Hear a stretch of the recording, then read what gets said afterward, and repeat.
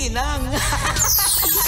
Nicole Ayala and Diego Bandido. Ang kwento.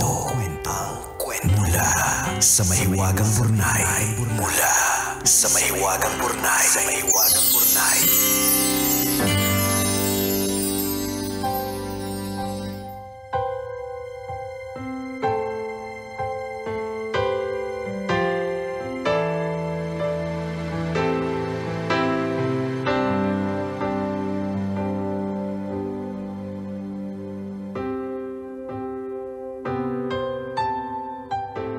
Dear kumikinang na tambalang Nicole Ayala at Diego Bandido.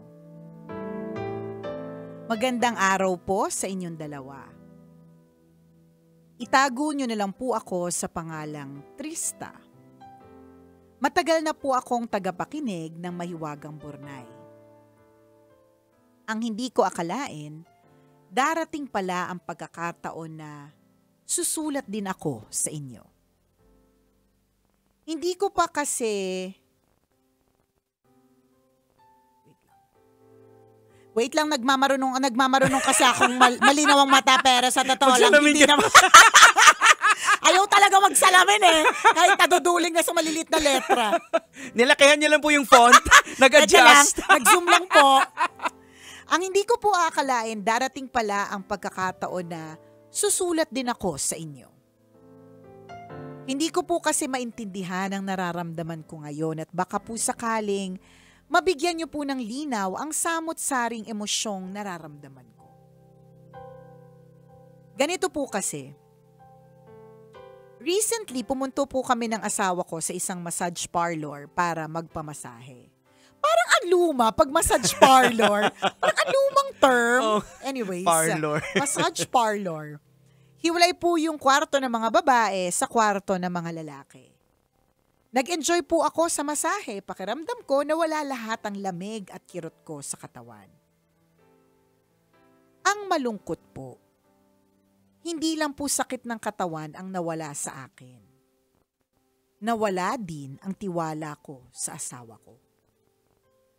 Pagkatapos kasi ng masahe, habang nasa kotse na kami pauwi, nagkwento siya. Maganda daw at sexy yung masahista niya. Hindi lang yun, nag-offer daw ng extra service. Kung hindi lang daw mahal, baka nag-avail siya. Tas kwinento niya yung masahe niya paulit-ulit. Pabiro pero parang proud pa siya sa harutan nila nung masahista. Para bang aliw na aliw? Para bang may kilig? Kapag bumalik daw kami doon, yung babaeng yun ulit ang ire-request niya. Sorry, nanggigigil ako sa asawa mo. Hindi naman siya yung asawa ko, pero nanggigigil ako sa kanya. Nakakaloka. Ganito po kasi. Sa sobrang pagkabigla, wala akong nasabi. Parang gusto ko na lang bumaba ng kotse at maglakad pa uwi. Sa huli, tumawa na lang ako. Pilit. Naguluhan ako sa nararamdaman ko. Galit ba? Selos? Insulto sa buong pagkatao ko? Tambalang kumikinang, normal ba sa lalaking may asawa ang ganito? Yung sasabihan pa sa asawa niya ng casual, parang wala lang. Ang bigat po sa dibdib. Hindi dahil nag-extra service siya, kung hindi dahil parang gusto niya. Wala nga nangyari nung gabing yon, pero paano na sa susunod? Kapag mas mura na. Kapag may pera na siya. Mali po ba ako kung nasaktan ako sa sinabi niya? OA lang po ba ako? Maramdamin o selosa? Dapat po ba naming pag-usapan ito ng seryoso o palalampasin ko na lang? Salamat po sa pagbasa ng sulat ko. Hihintayin ko po ang inyong payo. Ang inyong kumikinang na tagapakinig, Trista. Trista! Give me a moment! Naiirita ako ng bonggang-bongga sa asawa mo at medyo naiirita din ako ng kaunti sa'yo, Trista, kasi parang feeling ko, nilolokom niyo kami. diba? Andyan na yung sagot sa tanong. Kaya nga eh! Kaya naiirita lang din ako ng slide sa'yo kasi parang ikaw pa yung naguguluhan kung bakit ganyan yung nararamdaman mo. Totoo naman ang sinabi mo, Trista. Walang extra service na nangyari. But the thought was there. Diba? Kung meron lang kumakita na parang maganda dito sa sitwasyon, honest si Mister. So at least, magbabantay ka na ngayon. Sisiguraduhin mo na ngayon na alam mo ang lahat ng galawan, di ba? Yun ang nakikita kong positive dyan. Otherwise, buisit, nakakainis, nakakaloka. Naku! Alam mo, Trista, asawa mo yan eh. Ikaw nakakaalam kung palabiro ba talaga yan. Hindi namin alam eh. Hindi namin alam. Pero kahit nagbibiro siya, hindi siya magandang biro, nakakabwisit pa rin. Ayan, at kung minsan ito po ang nagiging problema ng mostly both sides naman, sa lalaki o sa babae. Kung minsan hindi natin bine-verbalize yung mga bagay na ayaw natin. Tama. Tinatahimik ka, mag-ano ka dun sa kumare mo, sa kaibigan mo, dito sa tambalan. Ba't mo hindi mo sinabi head on na ayoko ng ganyang biro? Hindi siya nakakatuwa. Siguro kasi, tama ka naman kasi, Jegs, hindi naman talaga lahat na-establish yung carry nilang i-express yung kanilang nararamdaman. Paano? Natatakot, baka i-judge, baka masigawan, baka mapagsabihang OA, 'di ba? Pero feelings mo valid. Tingin ko dahil sa ganito, sa kwento pa lang based on sa kwento lang sa ganito ka open ng ng husband mo. Loko-loko to yung husband mo, as in pala biro eh. Kahit na. Pero dapat i-verbalize mo rin din yung boundary ng pagbibiro na hindi ako natutuwa sa ganyang biro. Tama. At kailangan mo rin i-verbalize na hindi ako natutuwa sa ganyang biro, pero hindi ibig sabihin na hindi ka na magiging honest sa akin. Kasi baka mamaya, ang dating sa kanya, kailangan sabihin mo sa kanya yun ha. Malinaw. Kasi ang mahirap, baka iba yung intindi. Ang intindi niya, ganun, hindi na ako pwede magbiro sa kanya ng ganun. Okay, so hindi ko na lang sasabihin. Kasi yung mga sasarilinin ko na lang, totohanin ko na lang, ganun. Kasi yung mga tao kasi talaga na may balak, may plano, hindi sasabihin yan. Magkukublihan sa dilim. Kaya mo sinasabi na maaring joker lang talaga to. Ganyan. Actually, parang iba lang ang yung tone, yung color, pero parang ganun din magbiro din si Ren kung minsan, 'di ba? Sa inyo. Pero hindi about this Pag subukan niya talaga.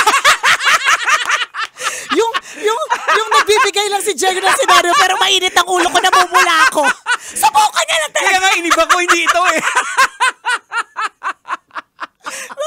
Diba kung paano yung dynamics ninyo, nagbabanatan kayo. Yung for example, ano ba yung klase ng banat na lolokohin niya ako? Kunyari, tungkol sa mga taba. So magsisend yan ng mga, kaya ganito, yung mga babaeng medyo matataba, mga chubby-chubby, tapos nagsusuot ng mga skimpy na mga outfit, tapos nagsasayaw. Lagi niya pino-forward yan sa akin, sasabihin niya, Mami, huwag kang maging ganito ha. O di naman kaya pag nakakita siya ng yung parang nawala na sa tamang pag-iisip, na nasa kalye, lagi niya sinasabi, kahit anong mangyari, Mami, kahit madami kang problema, huwag kang magiging ganyan. Diba mga ganon? Huwag ganong pagbibiro. So yun yung sinasabi mo na iba-iba talaga tayo ng dynamics pagdating sa pagbibiro. So ang punto ni Diego, maaaring mapagbiro kaya maski ito kinikwento. Kaya lang yun nga, tama din naman na sige, kung ganun siyang klase ng tao, hindi ka natutuwa sa biro niya. Tsaka, alam mo, gets ng babae yan kung yung biro may kasamang kilig tsaka excitement. Diba? Hindi pagiging OA yan. You're also just protecting your own. Diba? Gusto mo lang naman na syempre kung ano yung sayo, ay sayo. Hindi siya pwedeng i-share na masahistang mahal mag-presyo ng extra service. Nakakabuisit. Naiinis lang ako dun sa fact na sayang kung hindi lang siya mahal. Kukunin ko na sana yung extra service.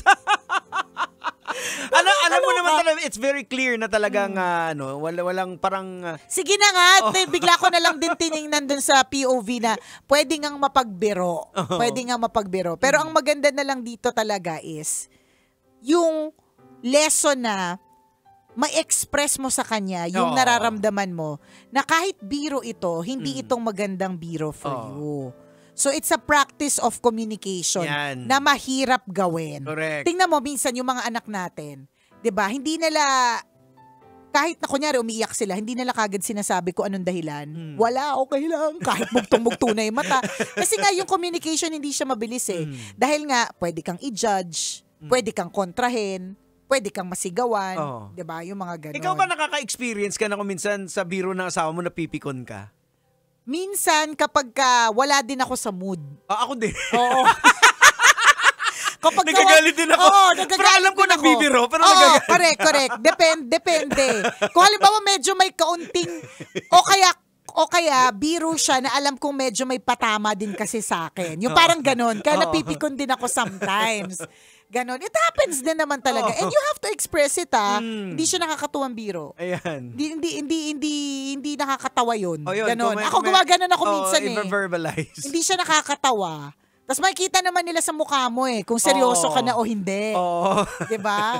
Yung mga ganyan. Meron ako one time na na-experience na ganyan yung asawa ko massage din.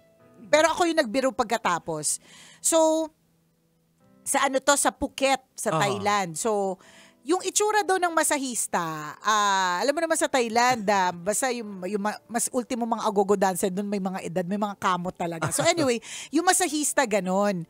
So parang yung masahista, medyo may edad na, may kamot. Yung alam mong tita ka na nga, yung tita ng tita mo, ganon.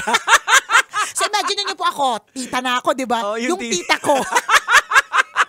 Ganon siya. So tita ng tita, ganon yung itsura. So parang naggaganon din siya, nag-o-offer ng extra service o yung parang yung mga ganon, tapos parang medyo nang hahawak-hawak, ganyan. So ang sabi niya, my wife, other room, media, Philippines.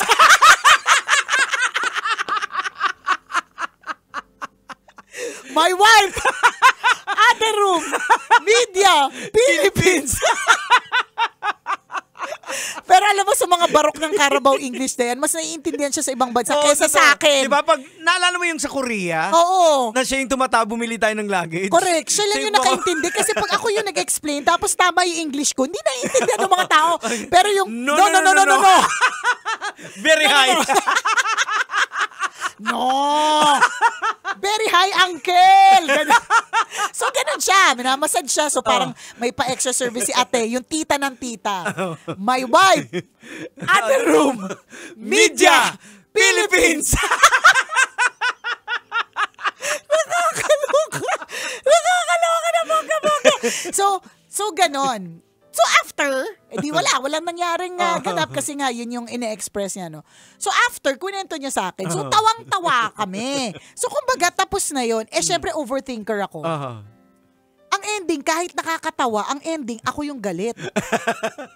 Alam mo, sabi ko, so, syempre kunento mo yan kasi mukha na siyang tita. Paano kung kamukha ni Ann Curtis? Magreklamo ka ba? Ang ending, ako yung nagalit. Kahit wala naman nangyari.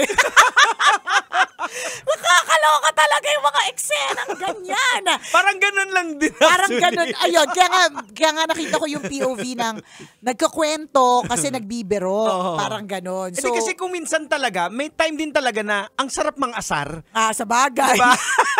Yung pag alam mong pikon na, mas lalo mong aasarin. Hanggang umiyak na, iiyak na yan. Baka may ganung klase yung Baka mister ganun mo. si mister. Diba? Na nagiging cute yung mukha mo pag naaasar ka. Baka may ganun siya. Diba, pag mga bata, pag mga baby, Yung kapag kinukulit paiyak, natin. Pinapaiyak natin. Gusto natin kapag umiiyak na kasi nakukyutan tayo, di ba? Yung mga ganyan. Baka naman ganun din talaga siya. Pero whatever it is, express mo sa kanya. Yun yung pinaka-importante. Kung halimbawa mapagbiro siya, sabihin mo sa kanya na hindi nakakatuwa yung biro. 'Di ba? Kung man seryoso talaga siya kasi depende nga sa karakter talaga niya, 'di ba? Hindi din naman tama na na ganun siya mag-isip. Na extra service, na sa susunod sana siya ulit yung humandel. Di ba nakakaloka? Ang sarap manghampas ng masahista. Grabe yung issues. nang-aasar lang talaga yun. Express mo sa kanya na kahit nangaasar ka at mapagbiro ka, hindi ako na-offend ako dun sa biro mo. And ganun talaga ha. I mean, even in the workplace, anywhere, hindi lang asawa mo, kung offensive para sa'yo yung biro niya, i-express mo na yun, na hindi tama yung binibiro mo ko ng ganyan. For example, halimbawa, binibiro mo siya tungkol sa weight. Pero ikaw, napakasakit nun para sa'yo kasi ine-effortan mo talaga na magpapayat or di naman kaya meron kang medical condition na hindi talaga posible sa'yo ang pagpapapayat, Oho. 'di ba? Tapos bibiruin ka pa, express mo yun. Ayan. Kasi minsan akala lang nila okay kasi hindi ka nagreklamo. Oo, kaya sa mga nagbibiro din, alamin din natin kasi may mga tao na sensitive. Like for example, yung sa weight. May mga tao na okay lang kaya nilang sakyan Correct. Oh, pero meron talagang hindi. Sensitive sila lalong-lalo na kung halimbawang nag-e-effort naman talaga sila. Ganon, ha? Ayun. Express how you feel, Trista. Nakakausapin Sana okay mo ka siya? na. Oo. Sabi mo, mister mo. Oo, sabi mo sa kanya, hindi nakakatuwa.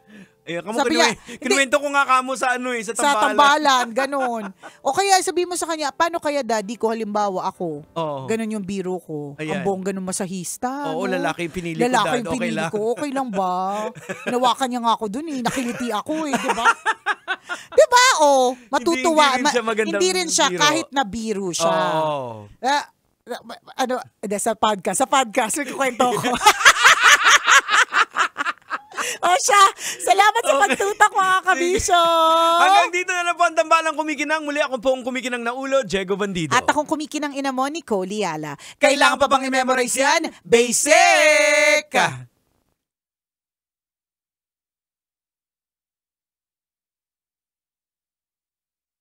I-podcast na lang po natin, tas ino-note ko na lang. So, kung pang 11 to, Friday to, no? O, tama. G lang, podcast.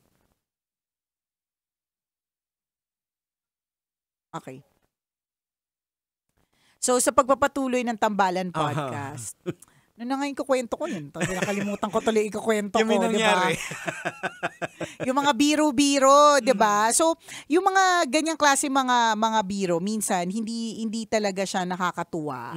Kasi meron talagang mga pinanggagalingan Lalong-lalo na kung halimbawa meron ka mga insecurities. Tapos doon ka pa titirahin, 'di ba? I think nakwento ko na 'yan sa nakwento ko na to. Alam mo ang babae Ay, talaga. nagkukwento ka ba? Ay, first time! Mga kabisyo! guys! Oh my God! Oh my Eto God! na! History! This is Very history! rare History in the making, Okay. guys! Makinig kayo. Ito na, mag-o-open si Nicole For for the the very first first time. For the very first time. Nakakaloka!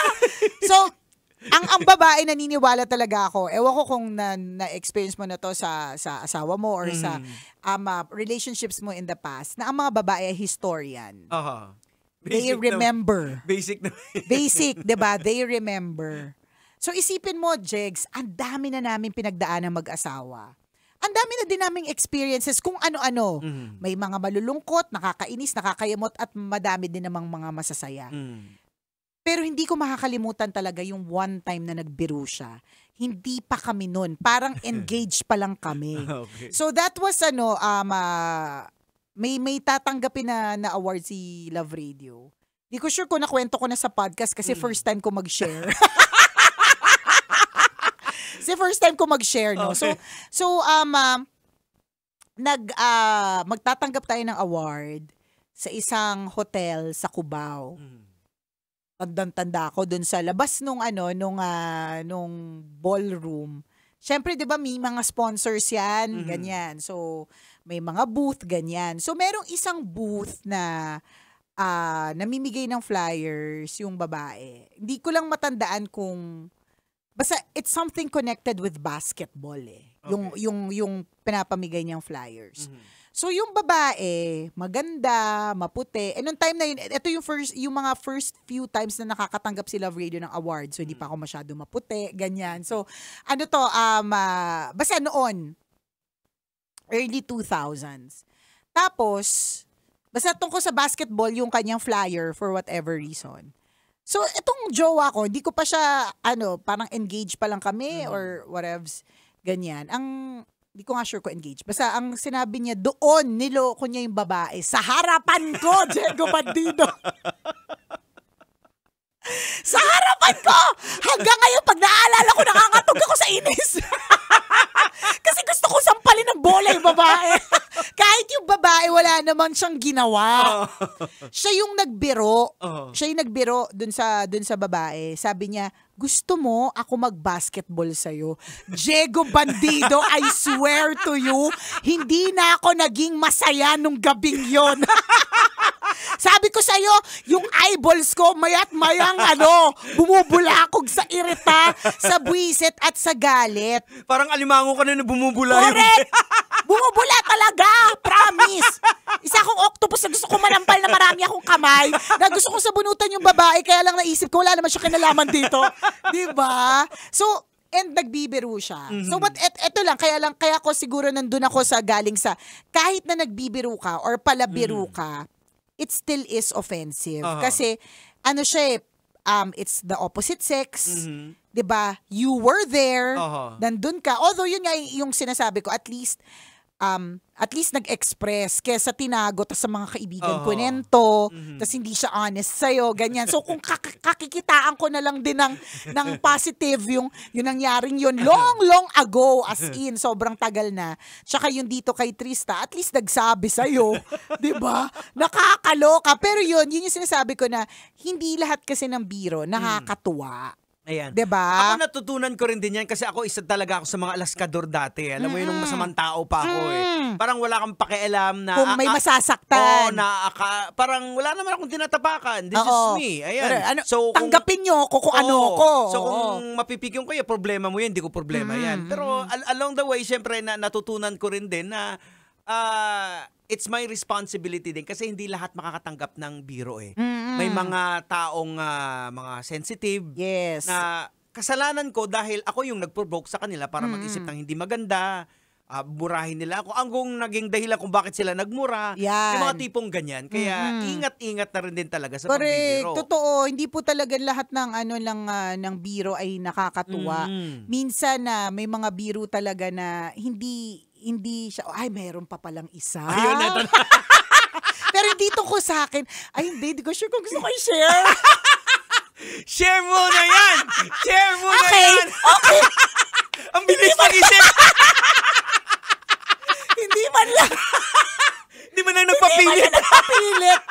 So meron tayong isang kasamahan sa work. Okay. Na sobrang sobrang listener talaga sila ng asawa niya. So basta, long story short, ayoko na lang detalye para hindi niya maisip na siya to. Basta in other words, nagbiro ako on air. Ang biro ko was tungkol sa sinundan nga nila yung babae. Parang ganun. Kasi basta we were in Singapore, may trip yung Love Radio. Tapos 'di ba lagi ako nag-share. As an oversharer, ikinakapahama ko talaga paminsan. So, shinare ko yung biro. Kasi di ba pag mga lalaki magkakasama, biro-biro ang pag nakakita ng babae. Dito po kasi, for example, pag may nakita magandang babae, anong unang linya na sinasabi ng mga lalaki dito? Bigay ko sa'yo. So, pag may dumaan na babaeng maganda, ang una sasabihin ng mga lalaki, bigay ko sa'yo. Yun yung current na parang ginagawa ng mga tao dito na para sa mga Gen Z, hindi siya tama. Anyways, so long ago, when we were in Singapore for that trip, so may magandang babae. So parang nagbiru-biruan lang yung mga lalaki na office mates na susundan. So parang sundan-sundanan lang, hindi naman talaga sinundan. At wala naman talaga, kumbaga parang sunod-sunod. Yung parang lang, yung sundan natin. For clout lang sa grupo. Clout lang sa grupo. Tapos pwedeng sumunod nga naman talaga, pero hindi naman talaga sinundan. Yung parang pampabibo, pampabida-bida. Yan, bida-bida ganon. moves lang. So, kunento ko on air. Natawang-tawa ako kasi yung situation na yun, nakakatawa. Kasi parang, basta for me, nakakatawa siya talaga. And biro lang yun. Hindi naman talaga nila pinuntahan. Hindi talaga nila sinundan literally. Hindi nila kinilala. Wala. So, kunento ko siya on air. Na, ito na yung nangyari. Ay, nagkukwento ka ba? Early 2000s to Nang chichismis since the early 2000s. So, in other words, nakwento ko siya na parang wala lang sa akin. Kasi biro ko yon and makinig kayo sa akin, karakter ko to Bala kayo kung masaktan kayo. Hindi ko alam na sobrang big impact nito doon sa mag-asawa. Doon sa asawa na pag-uwi, parang sinabi ni Nicole, ako pa naman din, Jegs, pag nagkwento ko, mga 98% of it is true. Alam mo yun, ibig sabihin, medyo exaggerated yung iba, pero ibig sabihin may pinagkuhanan kasi. Ayan, so, and I think, kaya din naman naniwala at nagtagal din ako ng matagal dito sa industriya because of authenticity. Authentic ako parang what you see is what you get. Ayan. Parang ganon. Kung sa mga artist ka, colored yung ano mo, hindi black and white. Hindi. Colored talaga. Alam mo talagang pink siya. Ganon. So, kaya siguro si wife, nagkaroon ng feeling na, okay, may katotohanan. Itong kwentong to. 'Di ba? Ito yung, tas nag-away. The next day, kinausap ako nung guy. So, parang sabi ko, sorry talaga. Sabi ko, kasi wala lang naman talaga. Ang bilis pa naman maglakad yun. Wala lang naman talaga. Wala lang naman. Iba pa. Iba pa yun. Oo, kwento. Sabi ko sa'yo kung sino mamaya. Off-air. Off-cam, diba? So, yun yung ano na, it's an example of, akala mo okay yung joke mo, pero yung joke mo pwede palang magpahiwalay ng mag-asawa. Yan. What if during that time, struggling sila? May Kunyari, issue. may existing issue. May trust issue na. Correct. Ako, in my mind, ganun ako, Jegs, parang feeling ko, hindi naman magre-react ng ganun si Mrs. kung walang trust issue. So, Ikaw yung naging trigger. Ako yung naging trigger. Siyempre, super gaslight pa ako. Ay nako, hindi naman siya ganyan kung walang trust issue. May mali talaga ako sa pag-iisip dati. So, yun. Although nag-apologize naman ako. Kasi nga, sabi ko, it was really just a regular story. Kasi alam naman po natin talaga yung nangyari na wala namang nangyari. Kumbaga, parang may exage lang din on my part because it was on air. Para syempre, ang tunog nun, mas nakakatawa, mas kasi 'di ba, ang lalo pa noong unang panahon, ang radyo po, ang mga DJs po ay hindi po nakikita. Naririnig lang po sila. So whenever nagkakwento po kami sa ere, kailangan makakreate ka ng picture sa utak mo. So kaya syempre may kaunting exaggeration. So anyways, my point is hindi lahat ng biro ay okay. Kasi dito, ang kultura po namin dito sa Love Radio, exage talaga yung mga bagay-bagay. Halimbawa, kung dadalhin mo yung misis mo, sasabihin niya, ay iba yung kasama mo nung nakaraan. Correct, oo. Sino yung kasama mo bang nakaraan, di ba? May mga ganon. Kaya kung silosa yung misis mo, wag mong dalhin dito sa Love Radio. Tsaka wag mong bibiruin ng ganon. Magbibigay ka ngayon ng heads up. Ang misis ko ay at alam natin yan. Meron tayong kakilala na ganyan na sobrang selosa yung kanyang misis. Na ultimo mag-high five sa kanya yung hinampas ng galon. Nag-high five lang sa kanya yung isa. Hinampas na siya ng misis niya ng galon kasi bakit mo hino-holding hands? Nag-high five lang naman. Ganon kaselosa. So, 'di ba, iba-iba ng level, hindi natin alam kung bakit siya ganon kaselosa. Kinalakihan niya, trust issues, mga ganon. So, usually yung mga ganyan may trust issues. May mga dating ginawa. Correct. Kaya may mga insecurities para mga ganon, 'di ba? So, mag-ingat po tayo sa pagbibiro. Yun lang naman din yung bottom line. Kaya dito kay Trista, ulit, babalik tayo, while nakakatuwa, while exciting yung mga pagkakwento ng mister mo, the fact that you feel offended about it, you should express it to him. Dapat i-express, i-verbalize. Correct. Na may hanggan. Para next time, magbiro man yung mister mo, iiwasan niya yung mga gray area na biro kasi alam niyang mapipikon kayo. Correct, diba? Tsaka express mo sa kanya, tsaka hindi nakakatuwa Hindi din naman talaga nakakatuwa kasi ibang babae yan. Tapos sinabihan pa, sexy, maganda. Ikaw, ano? Diba? Ikaw, hindi totoo. Hindi namin alam. Kung halimbawa may insecurities ka, sabi ko nga sa'yo, nung time na yun, Jegs, yung babalik tayo dun sa babasketballin kita. Yung babae talaga, maganda, sexy, ang laki ng boobs, diba? Nakakaloka. Sabi mo, gusto mo dakdakan kita. Kulang na lang ganun Buisit, di ba? Gusto ko ipakain yung mga flyer dun sa babae. Para pumangit. Wala naman ginagawa yung babae nagtatrabaho. Wala. Pero talaga. Galit yung Nicole Ayala. Ay, sabi kasi yung utak ni Nicole Ayala, ang daming flyers na nakasiksik sa bunganga niya. Hindi na bibig, bunganga kasi buisit ako. So, hindi po lahat ng biro ay maganda. Tama. Ayan. So, kaya nga, lalo pa ngayon, Jegs, that this is the world of social media where you're easily canceled. So, kaya, di ba, pagka nagsasalita tayo, uy, pasintabi po, ganyan. Kasi nga, hindi po lahat mentally stable ang pag-iisip. Hindi lahat tanggap ang biro. Kasi hindi naman talaga lahat ng biro ay tama. Ay! Let's be more sensitive pag ano tayo ng mga jokes at biro. True lalo at walang halong eklabo. O siya, maraming salamat at sana naman kahit paano na-entertain namin kayo sa mga Correct. pinag-uusapan. Sa mga sinishare namin, ino-overshare namin. Ayan. At i-share nyo rin po sa iba ha, na meron pong Kumikinang Natambalan podcast. Yes. O kung gusto niyo pong mapag-usapan, yung mga kwento ninyo, maaari niyo pong i-email yan sa amin. Send your stories at mahiwagangburnaystory@gmail.com. Ayan. O siya, hanggang dito na lang po ang Tambalang Kumikinang muli. Ako pong Kumikinang na ulo, Diego Bandido, na lagi pong nagpapaalala sa inyo on whatever you do it all for the glory of God. At ako ng Kumikinang ina mo, babaitang sa sobrang tindi ng pangadig, kailangan pahinga. Ako po si Nicole Yala. Kailangan pa bang i-memorize yan? Basic! Intro. Welcome to another episode! Hey! Ito na naman. Ako mag-share na naman ng Nicole Yala. First time! First time! You gotta listen to this kasi ngayon lang ako mag-share. Oh, sa wakas. Napilitan na rin po siya. Kung anong i-share ko, abangan sa kwenta ng ating Mahiwagang Burnay.